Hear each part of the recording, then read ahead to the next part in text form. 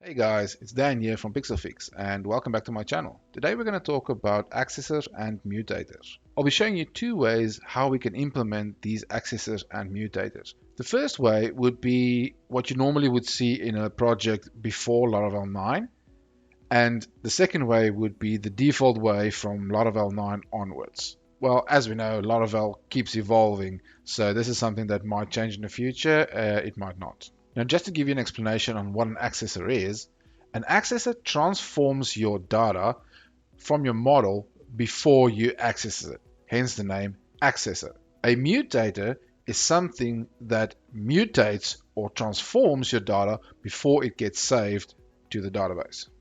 Alright, so now in order to define an accessor, you define a public function on your model with a very specific name. Now you have to start with the word get because it is something you're going to get from your model or from your database. The next part is the name of your attribute.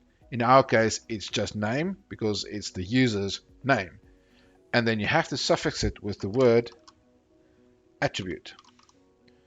Okay, and then the value you receive in your method is the value of the attribute that's going to be passed in when you access it.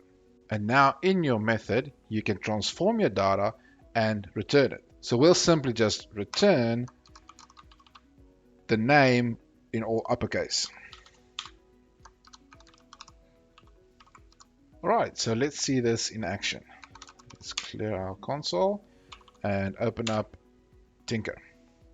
Let's get our first user.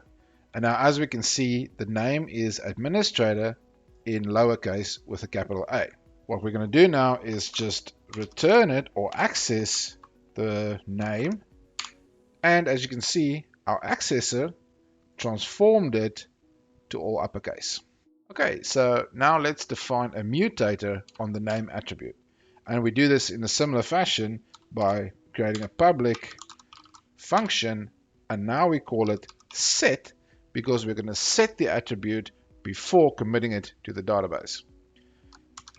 And then we need to suffix it with the word attribute, and again we can accept the value, which is going to be the value of the attribute or the current value of the attribute before we're going to mutate it. Okay, so now mutating the attribute is a little different. You don't just return the mutated value. You have to access the attributes property of your model and then set the name attribute with your mutated value. In this case, let's say we're gonna transform it to a slug.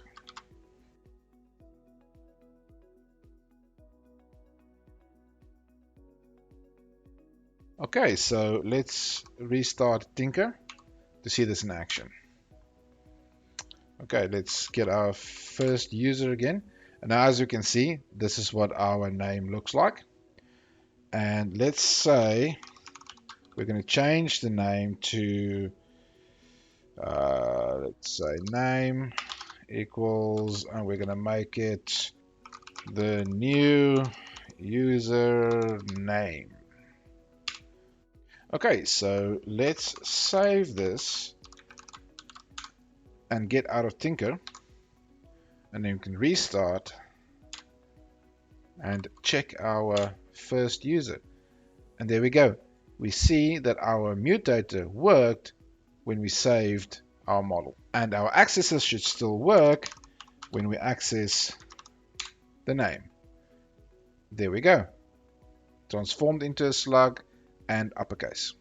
Okay, so this is the first way you can define an accessor and a mutator, is by creating a public function in your model with a special name, starting with get or set, and then ending it in the word attribute. Okay, so let's look at the way we would do it in Laravel 9. We do it by defining a public method, and the name of our method should be the same as our attribute, which in our case would be name. And now the important part is we have to type hint it with the class attribute in order for Laravel to know that this is a mutator accessor method. Okay, so next what we need to do is we need to return the attribute, and we would call the make static method. And then in the make static method, for our accessors, we would use the keyword called get, and then simply we would define a arrow function, and inside the arrow function we would simply accept the value, which would be the value passed in automatically by Laravel. And let's use the same example we used earlier. So in our accessor, we would transform it to uppercase.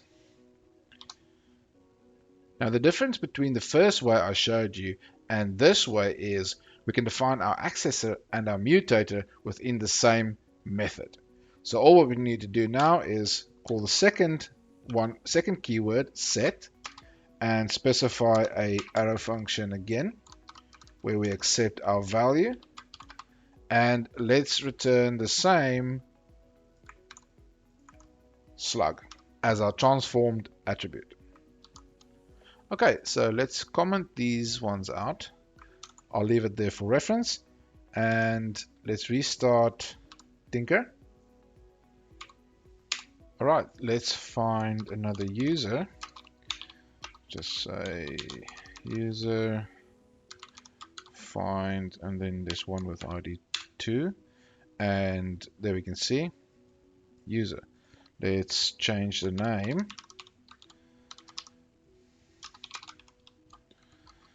This is the new user's name. Okay, let's save it.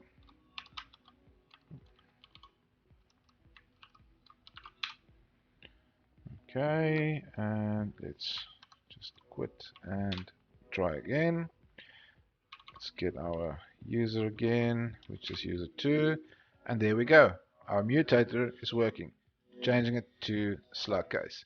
So let's see what happens if we access the name, and it gets transformed to uppercase, which means that both our mutator and accessor is working fine. And that's it, guys. That's the second way of defining a mutator and an accessor. Personally, I think this new method is a lot cleaner and a lot shorter and much easier to understand than the previous way of doing it. Thank you so much for watching, guys. I really appreciate it, and I really hope this helped you understand accessors and mutators a little bit better. If you have any feedback, please leave them in the comments below. Any and all feedback will be appreciated. Thank you so much again, guys. Until the next episode, see you later.